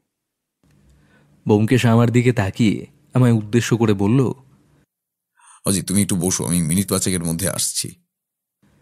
বলে ব্যোমকেশ ও ইন্সপেক্টর চৌধুরী কেবিনে চলে গেলেন। আমি অপেক্ষা করা ছাড়া আর কি করব? অগত্যা বসে রইলাম। থানার এদিক ওদিক দেখতে লাগলাম। কেন যে আমাকে ব্যোমকেশ ভেতরে নিল না কে জানে। অবশ্য ব্যোমকেশ যাই করে তার সবকিছুর পেছনে নির্দিষ্ট কোনো না কোনো কারণ থাকেই। এইসব ভাবছি এমন সময় একজন পুলিশ কর্মী হাসি হাসি মুখ নিয়ে আমার দিকে এগিয়ে এসে বলল, নমস্কার অজিত বাবু। আমি তার দিকে অবাক হয়ে তাকিয়ে রইলাম। মনে মনে ভাবতে চেষ্টা করলাম, ইনি কে? এখানে ঢাকাতে আমাকে কেউ তো তেমন চেনে না, আর আমিও তো তাকে চিনতে পারছি না। আমার মনের অবস্থা বুঝতে পেরেই হয়তো সে বলল, আরে চিনতে পারছেন না বুঝি? আমার নাম অরবিন্দ বিশ্বাস। আমি আগে কলকাতায় চাকরি করতাম। বছর 3 আগে একটা কেসে আমি আপনাদের সঙ্গে ছিলাম। আমি তবু একটু অবাক হয়ে তার মুখের দিকে চেয়ে রইলাম। সে আবার বলল, ধর্মতলা মার্ডার কেস মনে পড়ছে অজিত বাবু? এবার মনে পড়ে গেল। হ্যাঁ হ্যাঁ হ্যাঁ, মনে পড়েছে। অরবিন্দ, কেমন আছো? অরবিন্দ উত্তর দিতে যাবে ঠিক তখনই ব্যোমকেশ এসে দাঁড়ালো আমাদের পাশে। ব্যোমকেশ দেখলাম একবার দেখেই অরবিন্দকে চিনে গেছে। বলল, আরে অরবিন্দ, যে কি খবর? এখন এখানে চাকরি করছো? এখানে এখন আছি। তা আপনারা এখানে ঘুরতে নাকি অন্য কোনো কেস? শরীফুল খানের আংটি চুরির কেস শুনেছ নিশ্চয়ই? হ্যাঁ, শুনেছি বই কি। ওই কেসেরই দায়িত্ব নিয়েছি। আচ্ছা অরবিন্দ, আজ আসি, অনেক কাজ আছে। থানা থেকে বেরিয়ে রিকশায় উঠে আমি বললাম, তুমি তোমার মাথায় কত কিছু রাখো বলো তো ভাই। ব্যোমকেশ হেসে বলল, কেন, কি হয়েছে? এই যে অরবিন্দ, তুমি ওকে একবার দেখেই চিনে নিলে, হ্যাঁ? অথচ সে আমাকে কত মনে করানোর চেষ্টা করছিল, তবুও আমি তাকে চিনতেই পারছিলাম না। উত্তরে ব্যোমকেশ শুধু একটু হাসল। বাড়ি ফিরে দোতলায় ওঠার সময় শরীফুল সাহেবের মেঝো ছেলে নাসিফের সাথে আমাদের দেখা হয়ে গেল। ব্যোমকেশ তাকে বলল, আচ্ছা, আপনি কি কোথাও বেরোচ্ছেন? না না, কেন বলুন তো? যদি সমস্যা না হয় তাহলে একটু অজিতের ঘরে আসবেন, আপনাকে কিছু প্রশ্ন করার ছিল। আচ্ছা, আপনারা যান, আমি এক্ষুনি আসছি। উপরে উঠে ব্যোমকেশ বলল, তুমি যাও, নাসিফ যতক্ষণে আসছে ততক্ষণে আমি একটু প্রতিধর্ম পালন করে আসি, সত্যর সাথে একটু দেখা করে আসি, কি বলো? আমি ঘরে যাওয়ার মিনিট 5 মধ্যে নাসিফ চলে এলো। এসে বলল, ব্যোমকেশবাবু ডাকলেন? হ্যাঁ, বসুন, ও এক্ষুনি আসছে। নাসিফ আমার পাশের চেয়ার নিয়ে বসতে যাবে, তখনই ব্যোমকেশ চলে এলো। ব্যোমকেশ আসায় নাসিফ আবার উঠে দাঁড়াতে যাচ্ছিল, কিন্তু ব্যোমকেশ বলল, না না, উঠতে হবে না, বসুন বসুন। বলে ব্যোমকেশ একটা চেয়ার নিয়ে নাসিফের মুখোমুখি বসলো। কয়েক সেকেন্ড চুপ থেকে তারপর বলতে আরম্ভ করলো। আচ্ছা নাসিফ, এই শেষ কয়েকদিনে আপনি কি আপনার বাবার মধ্যে কোনো রকম পরিবর্তন লক্ষ্য করেছেন? সত্যি বলতে ব্যোমকেশবাবু, নিজেই আপনাকে এটা বলতে চাইছিলাম। আব্বাকে কয়েকদিন ধরে একটু অন্য রকম লাগছে। ঠিক কেমন বলতে পারবেন? এই যেমন ধরুন ওনার কথাবার্তা, চালচলন, আমাদের সাথে ওনার ব্যবহার বা চলাফেরা, সব কেমন যেন একটু অন্যরকম লাগছে। তাছাড়া প্রথম দিকে আব্বার আংটি হারিয়ে যাওয়ার জন্য আসলেই অনেক দুঃখিত ছিলেন, তবে এখন কেমন যেন সে দুঃখ লোপ পেয়েছে। আব্বার এরকম পরিবর্তন কেন হলো, কিভাবে হলো, তা সত্যিই আমরা বুঝতে পারছি না। I see. আচ্ছা, আপনি চিন্তা করবেন না, আমার বিশ্বাস আংটি খুঁজে পাওয়ার সাথে সাথে আপনার বাবার এই হঠাৎ পরিবর্তনের কারণও খুঁজে পাবো। ঠিক আছে, আপনি যেতে পারেন। নাসিফ চলে গেলে ব্যোমকেশ বলল, তুমি কখনো বহুরূপীর সাজ দেখেছো অজিত? বহুরূপী সাজ? হ্যাঁ, সেটা ছোটবেলায় দেখেছি বই কি, কিন্তু হঠাৎ এই কথা বললে যে, এই কেসের সাথে এর কি সংযোগ? আছে আছে, সংযোগ আছে। আশা করি কাল সকালেই সব বুঝে যাবে। চোর নিজেকে খুব চালাক মনে করে, যদিও সে একেবারে বোকা নয় তা আমি বুঝেছি, তবে স্বয়ং ব্যোমকেশ বক্সির বুদ্ধির খেলায় জিতে যাবে এরকম কনফিডেন্সটা বোকামো। তুমি কি তাহলে ধরে ফেলেছো চোরকে? এখন অনেকটাই পরিষ্কার, যদিও এই পুরোটাই আমার অনুমান, তবে আমি এটাও জানি যে আমার অনুমানটাই সঠিক হবে। অন্তত তদন্ত তাই বলছে, তবে হাতে নাতে ধরতে হবে। এখন শুধু সময়ের অপেক্ষা। তুমি ঠিক কাকে সন্দেহ করছো? আচ্ছা, আমার কথা না হয় থাক, তুমি বলো দেখি, তুমি কাকে সন্দেহ করছো? তোমার কি মনে হয় কে চোর হতে পারে? আর চুরির আংটিটাই বা কোথায় থাকতে পারে? আমি হেসে বললাম, আমার তো সব মাথার উপর দিয়ে যাচ্ছে। প্রথমে যেটাকে আঙুলের মতো সহজ মনে হচ্ছিল, সেটা এখন জিলিপির মতন প্যাঁচালো হয়ে গেছে। আচ্ছা ঠিক আছে, কাউকে মস্তিষ্কের উপর জোর দেওয়ার দরকার নেই। কাল সকালেই জিলিপির প্যাঁচ একেবারে সোজা করে দেবো। চলো, রাতের খাবারটা খেয়ে নিয়ে তাড়াতাড়ি ঘুমিয়ে পড়ো, কাল কিন্তু অনেক সকালে উঠতে হবে। রাতের খাবার শেষ করে কিছুক্ষণ ঘরের মধ্যে হাঁটাহাঁটি করছিলাম, তারপর বিছানায় এসে শুয়েছি ঠিকই, কিন্তু ঘুম আজকে আর আসছে না। মাথার মধ্যে এটাই ঘুরছে যে কাল সকালে কি হতে চলেছে, ব্যোমকেশ কাল সকালে কি বা করবে, আসলে কে এই আংটি চোর, কাল সকালে তাকে ধরবেই বা কি করে। এসব ভাবতে ভাবতে প্রায় রাত 12টা বেজে গেল, তবুও চোখে ঘুম নেই। অবশেষে রবীন্দ্রনাথের একটা কবিতার বই খুললাম, তারপর পড়তে পড়তে কখন যে ঘুমিয়ে পড়েছি তা নিজেও জানি না। ঘুম যখন ভাঙল তখন চারিদিকে অন্ধকার। হাতের রেডিয়াম ঘড়িতে দেখলাম ভোর 3:30। যদিও ভোর বললাম, তবে ভোর না বলে মাঝরাত বললে বোধহয় বেশি মানাতো। এক্ষুনি ব্যোমকেশ ডাকবে, আর ঘুমাবো না। বিছানা ছেড়ে উঠে তৈরি হয়ে নিলাম। ঠিক তখনই চুপি চুপি পা টিপে টিপে ব্যোমকেশ এলো। বেশ, উঠে গেছো দেখছি, চলো তাড়াতাড়ি চলো, সে এক্ষুনি বেরোবে। ঘর থেকে বেরিয়ে ব্যোমকেশ সতর্কভাবে চারিদিকটা দেখে নিল। আমরা যে তার পিছু নিচ্ছি তা তাকে বা তাদেরকে কোনোভাবেই বুঝতে দেওয়া যাবে না, বুঝতে দিলেই সব খেলা মাটি। চারিদিকটা দেখে নিয়ে ব্যোমকেশ ফিস ফিস করে কানের কাছে বলল, আসো। ব্যোমকেশ ধীরে ধীরে অতি সতর্কভাবে পা ফেলে সিঁড়ি দিয়ে নামছে। আমিও তাকে একই রকমভাবে অনুসরণ করছি।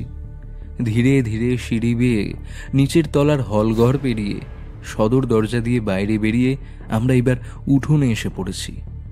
ব্যোমকেশ আরেকবার চারিদিকটা দেখে নিল, তারপর আবার ধীরে ধীরে পা চালিয়ে আমরা সেই গাছটার আড়ালে গিয়ে লুকিয়ে থাকলাম।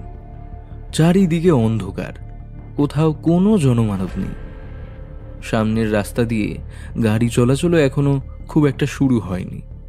আমরা ওত পেতে তাকিয়ে আছি বাড়ির সদর দরজার দিকে, কিন্তু কই, প্রায় মিনিট 10 হয়ে গেল, কেউই তো বাইরে আসছে না। না, সত্যিই তো কাউকেই দেখা যাচ্ছে না। এরকম করে আরো মিনিট 5 কেটে গেল, কিন্তু না, কারুরই দেখা নেই। তাহলে কি সে বুঝে গেল যে আমরা ওত পেতে আছি? হঠাৎ চাদর মুড়ি দেওয়া সেই ব্যক্তি খুব সন্তর্পণে সদর দরজা খুলল, তারপর চারিদিকটা দেখে নিল। আমরা নিজেদেরকে আরেকটু আড়াল করে নিলাম। এইবার সে ধীরে ধীরে গেটের দিকে এগোতে লাগলো।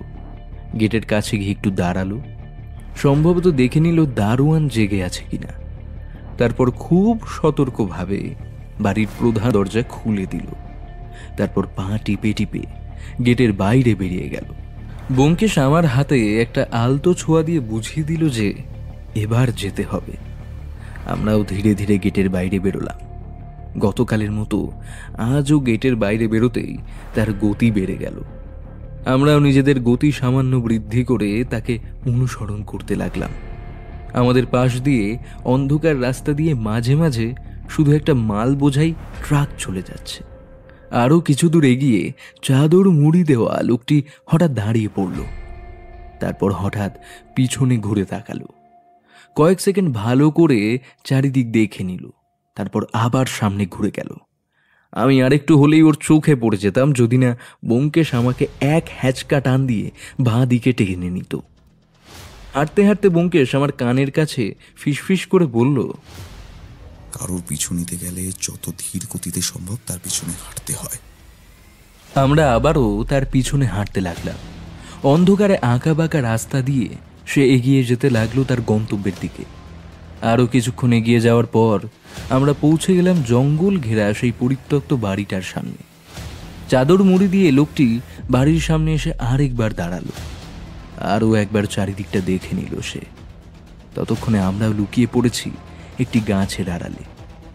চারিদিকে ভালো করে দেখে ধীরে ধীরে সে জঙ্গল পেরিয়ে পরিত্যক্ত বাড়ির দিকে এগিয়ে যেতে লাগলো। আমরাও তার পিছু পিছু এক গাছ থেকে অন্য গাছের আড়ালে বাড়ির দিকে এগিয়ে যেতে লাগলাম। বাড়ির দরজার সামনে এসে চাদর মুড়ি দেওয়া লোকটি সম্ভবত তার কোমরের থেকে চাবির গোছা খুলে বাড়ির সামনের দিকের দরজাটি খুলল। তারপর খুব সন্তর্পণে বাড়ির ভিতরে ঢুকে গেল। আমরাও ধীরে ধীরে খুব সতর্কভাবে ওর পেছনে গিয়ে দরজা পর্যন্ত গেলাম। দেখলাম লোকটি বাড়িটির একটি নির্দিষ্ট ঘরে প্রবেশ করল। আমরাও আরেকটু ভেতরে গিয়ে দেওয়ালের একটা ভাঙা জায়গা থেকে উকি মেরে দেখলাম ঘরের ভিতরে একটি লোক হাত পা বাঁধা অবস্থায় পড়ে আছে। আর চাদর মুড়ি দেওয়া লোকটি ঠিক তার সামনে দাঁড়িয়ে খুব ধীরে ধীরে তাকে কি যেন বলছে। এরপর চাদর মুড়ি দেওয়া লোকটি নিজের ঝোলা থেকে কয়েকটা কাগজ আর একটা কলম বের করে বেঁধে রাখা লোকটিকে কিছু বোঝানোর চেষ্টা করছে, এবং বন্দি থাকা লোকটি তার কথা কিছুতেই মানতে চাইছে না। এক পর্যায়ে চাদর মুড়ি দেওয়া লোকটি তার ঝোলা থেকে একটা পিস্তল বের করে বন্দি লোকটির দিকে উঁচিয়ে ধরল এবং এবার একটু চেঁচিয়ে বলল, ভালোয় ভালোয় সই করে দিন, নইলে স্যার বলেছে আজকেই আপনাকে শেষ করে দিতে। এবার লোকটি বন্দুকের নল উঁচিয়ে বন্দুকের ঘোড়ায় যেই হাত দিতে যাবে তখনই দেখলাম হঠাৎ ব্যোমকেশ বাঘের মতো ছুটে গিয়ে বন্দুক উঁচিয়ে থাকা লোকটিকে এক ঘুষিতে মাটিতে ফেলে দিল, আর তার হাত থেকে পিস্তলটা ছুটে কিছুটা দূরে মাটিতে পড়ল। তখনই আমি দৌড়ে গিয়ে পিস্তলটা তুলে নিলাম, আর ব্যোমকেশ মাটিতে গড়িয়ে পড়া লোকটির শরীর থেকে এক টান দিয়ে চাদরটা খুলে নিল। তার মুখ দেখা মাত্র আমার মুখ থেকে একটা শব্দ বেরিয়ে এলো, মণিমোহন। বেটা মণিমোহন, তোর খেলা এবার শেষ। ব্যোমকেশ গতকাল থানায় গিয়ে আগে পুলিশকে সব জানিয়ে রেখেছিল, ফলে 4 জন পুলিশের লোক আর ইন্সপেক্টর শামীম চৌধুরী আগে থেকেই বাড়ির চারপাশে পাহারা দিচ্ছিল। ইতিমধ্যে তারাও বাড়ির ভেতরে উপস্থিত হয়েছে। ইন্সপেক্টর শামীম চৌধুরী, এই নিন আসামি। শামীম চৌধুরী এসে মণিমোহনের কলার ধরে কষিয়ে এক থাপ্পড় মারলেন। ওরকম একজন বলবান পুলিশের হাতে থাপ্পড় খেয়ে মণিমোহন একদম ভ্যাবাচাকা খেয়ে গেল। তারপর কেঁদে কেঁদে বলতে লাগলো, আমায় ক্ষমা করে দিন, আমি ওই টাকার লোভে কাজ করেছি, আমায় ক্ষমা করে দিন। ব্যোমকেশ সেদিকে কোনো ভ্রুক্ষেপ না করে এবার বন্দি লোকটির দিকে ফিরে তাকালো। তারপর একে একে তার হাত পায়ের বাঁধন খুলে দিল। আমি অবাক হয়ে ভাবতে লাগলাম, ইনি কে? মণিমোহন কেনই বা এনাকে এখানে বেঁধে রেখেছে? মণিমোহন কার কথাই বা বেঁধে রেখেছিল? উদ্দেশ্যটাই বা কি? এসব ভাবছি ঠিক তখনই ব্যোমকেশ বন্দি লোকটির মুখের বাঁধন খুলে দিল এবং তার হাত ধরে উঠিয়ে নিয়ে বলল, অরুণ শরীফুল সাহেব, আপনার আর কোনো ভয় নেই। আমি অবাক হয়ে লোকটিকে দেখতে লাগলাম। ব্যোমকেশ বলে কি, এটা যদি শরীফুল খান হন তাহলে বাড়িতে যিনি আছেন তিনি কে? ইন্সপেক্টর শামীম চৌধুরীর দিকে লক্ষ্য করলাম, তিনিও আমার মতন একই রকম জিজ্ঞাসু দৃষ্টিতে তাকিয়ে আছেন। এর মধ্যে বন্দি লোকটি উঠে দাঁড়িয়ে বললেন, ব্যোমকেশবাবু, আপনি এসেছেন? আপনি জানেন, আমি প্রায় আশা ছেড়ে দিয়েছিলাম, কিন্তু একটা ছোট্ট আশা আমার ছিল যে ঢাকা শহরে আপনি উপস্থিত আছেন। আমি জানতাম আপনি কিছু একটা করবেন। ইন্সপেক্টর শামীম চৌধুরী বললেন, তা কেসটা ঠিক কি ব্যোমকেশ বাবু? কিছু তো বুঝলাম না। ইনি কিভাবে শরীফুল খান হবেন? একটু ভালো করে লক্ষ্য করুন তো, এনার মুখে যদি লম্বা দাড়ি আর মাথার ছোট ছোট চুলের জায়গায় যদি বড় বড় কোকড়ানো চুল থাকতো তাহলে উনি কেমন দেখতে হতেন? সত্যিই তো, এতক্ষণ লক্ষ্য করিনি। চুল আর দাড়ি নেই বলে বুঝতেও পারিনি, কিন্তু সত্যিই যদি ওনার মুখে দাড়ি আর মাথায় কোকড়া কোকড়া চুল থাকতো তাহলে ওনাকে শরীফুল খান হিসেবে চিনতে ভুল হতো না। কিন্তু এইটা কিভাবে সম্ভব? সেটা পরে বোঝাবো। আপনি তাড়াতাড়ি খান সাহেবের বাড়ি গিয়ে ওই নকল শরীফুল খানকে অ্যারেস্ট করুন। অজিত, তুমি ওদের সাথে যাও। আর তুমি? আমি আর খান সাহেব একটু পরে যাচ্ছি, আমাদের একটু কাজ আছে। পুলিশের গাড়ি করে বাড়ি ফিরতে খুব বেশি সময় লাগলো না। নকল শরীফুল খান তখন হল রুমে বসে পেপার পড়ছিলেন। পুলিশের লোক তাকে চারিদিক থেকে ঘিরে নিল।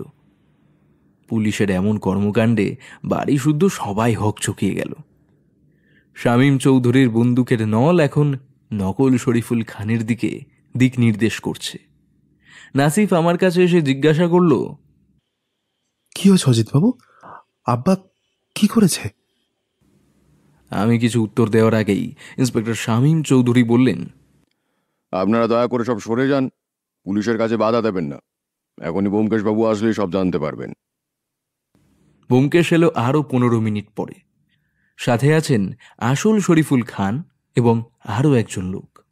ব্যোমকেশের সাথে শরীফুল খানকে দেখে তার ছেলেরা ঠিক চিনতে পারল, আর তাই সবাই একবার নকল শরীফুল খান, একবার আসল শরীফুল খানের দিকে দেখতে লাগলো।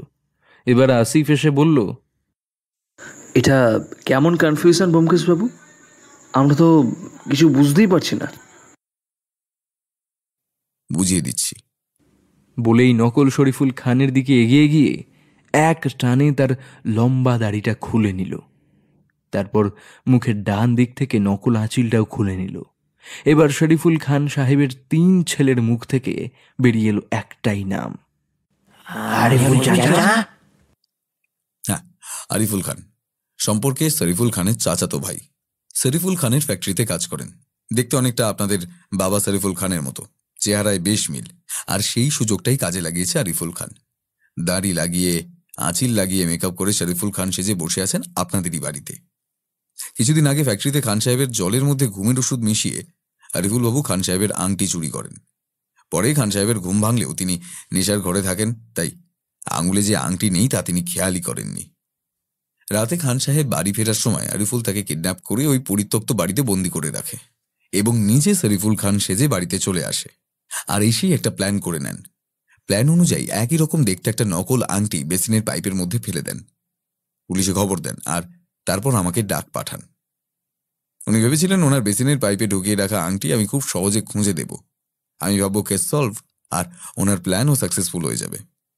মণিমোহনকে সন্দেহ করা, পুলিশকে খবর দেওয়া, আমাকে ডেকে পাঠানো সবই ওনার প্ল্যানের অংশ, যাতে উনি আপনাদের সবাইকে বুঝিয়ে দিতে পারে হারানো আংটি পাওয়া গেছে। তাহলেই সব ঝামেলায় শেষ। উনি বিনা বাধায় ওনার কাজ সম্পন্ন করতে পারবেন। কিন্তু বিপত্তি বাধে একটানা 2 দিন জলের মধ্যে থাকায় আংটিটির রং যায় উঠে। কি আরিফুল বাবু, ঠিক বলছি তো? আরিফুল উপর নিচে মাথা নেড়ে সায় দিল যে ব্যোমকেশ সব ঠিক বলছে। শামীম সাহেব, এই যে আপনার আসামি, আপনি নিয়ে যেতে পারেন। ইন্সপেক্টর শামীম চৌধুরী মণিমোহন আর আরিফুলকে নিয়ে থানার দিকে রওনা দিলেন। শরীফুল খান বললেন, ধন্য আপনি ব্যোমকেশবাবু, অসংখ্য ধন্যবাদ আপনাকে। আপনি খেয়ে দিয়ে একটু বিশ্রাম করুন। বিকেলে কিন্তু আমাদের আপনার তদন্ত কাহিনী শোনাতে হবে। অবশ্যই। আচ্ছা, এই নিন আপনার আসল আংটি। বিকেলে শরীফুল খান এবং তার 3 ছেলে এসে উপস্থিত, সাথে এক চাকরকে দিয়ে সবার জন্য চা আনালেন। ব্যোমকেশ চায়ের কাপ তুলে নিয়ে এক চুমুক দিয়ে আবার সামনে রেখে দিল। তারপর সিগারেটের প্যাকেট বের করে তার থেকে 3টে সিগারেট নিয়ে একটা আমাকে, অন্যটা শরীফুল খানকে অফার করে তৃতীয়টা নিজে ধরাল এবং কিছুক্ষণ সিগারেটের সুখ টান দিয়ে বলতে আরম্ভ করলো, আমি যখন প্রথম আপনাদের বাড়িতে আসি তখন আমি কেসটা সাধারণভাবেই ভাবার চেষ্টা করেছিলাম, কিন্তু আমার প্রথম খটকা লাগে যখন আমি আপনার ঘরের বিলের তলা থেকে একটি মেকআপ স্টুডিওর কার্ড কুড়িয়ে পাই। মেকআপ স্টুডিওর কার্ড আপনার কাছে কি করছে? দ্বিতীয় খটকা লাগে যখন দেখি হীরের আংটিটা হঠাৎ করে নকল হয়ে গেল। আমি ভাবতে লাগলাম এমনটা কিভাবে সম্ভব। সেদিনই আমি অজিতের রুমে একটি পুরনো খবরের কাগজ পাই, যেটাতে আপনার একটি ছবি বেরিয়েছিল। আমি লক্ষ্য করে দেখি ওই ছবিতে আপনার হাতে আংটিটা ছিল, তাই আংটিটা কেমন আমি আগে থেকেই জানতাম। কিন্তু ওই ছবিটি ভালো করে লক্ষ্য করে দেখলাম আপনার বাঁ হাতের দুটো আঙুল নিচের দিকে একটু জোড়া লাগানো। কি ঠিক বলছি তো? শরীফুল খান উপর নিচে মাথা নেড়ে জবাব দিলেন, হ্যাঁ। ব্যোমকেশ আবার বলতে শুরু করলো, কিন্তু পরে যখন আমি ওই বহুরূপী শরীফুল খানের বাঁ হাত লক্ষ্য করলাম তখন দেখলাম ওনার আঙুলে কোনো জোড়া পর্দা নেই। বেশ অবাক লাগলো। এত সবের পরেও তার উপরে সন্দেহ করতে পারিনি। কিন্তু যখন আপনার ফ্যাক্টরির অফিসে গেলাম এবং গিয়ে কেবিনে প্রবেশ করলাম তখন হঠাৎ একটা আলোক রশ্মি আমাদের চোখে এসে লাগলো। সেটাতে আরো একটা খটকা লাগলো। তারপরে আমি আপনার ফ্যাক্টরির স্টাফদের সঙ্গে কথা বলে জানতে পারলাম আপনার এক ভাই আরিফুল এই ফ্যাক্টরিতে কাজ করে। তাকে আবার আপনার মতোই দেখতে, এবং সে নাকি এখন ছুটিতে আছে। মেকআপ স্টুডিওর কার্ড, হাতে জোড়া আঙুল, এইসব যেন তখন মিলে যেতে লাগলো। আমার কেন যেন মনে হতে লাগলো যে যেই শরীফুল খানকে আমি দেখছি তিনি আসল নয়, বহুরূপী। বাড়ি এসে আমি আপনার ছেলের সঙ্গে কথা বলি এবং জানতে পারলাম যে তার কাছে তার বাবার আচরণ যেন কেমন অন্যরকম লাগছে। আমার বিশ্বাস আরো পোক্ত হলো। উনি আপনারই মতো দেখতে, একটু মেকআপ করলে আপনার মতন রূপ নিতে পারে ঠিকই, কিন্তু আচরণগত পার্থক্য থেকেই যায়। নতুন বিছানায় ঘুমোতে আমার প্রথম একটু প্রবলেম হয়, তাই প্রথম রাতে ভোরবেলায় আমার ঘুম ভেঙে গেছে। আমি জানলার ধারে এসে দাঁড়িয়েছি, হঠাৎ দেখি একটি লোক চুপি চুপি চাদর মুড়ি দিয়ে বাড়ির বাইরে বেরোচ্ছে। পরের দিন ওনাকে পিছু করলাম আর আপনার ব্যাপারে জানতে পারলাম।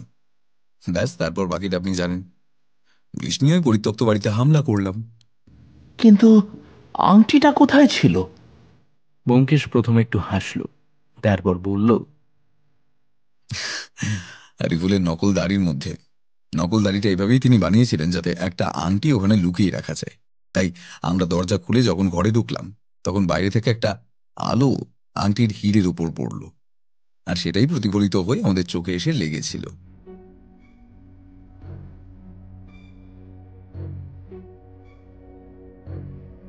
শেষ হলো আমাদের আজকের কাহিনী ব্যোমকেশ ও বহুরূপী। গল্পটি কেমন লাগলো অবশ্যই কমেন্ট সেকশনে জানাতে ভুলবেন না।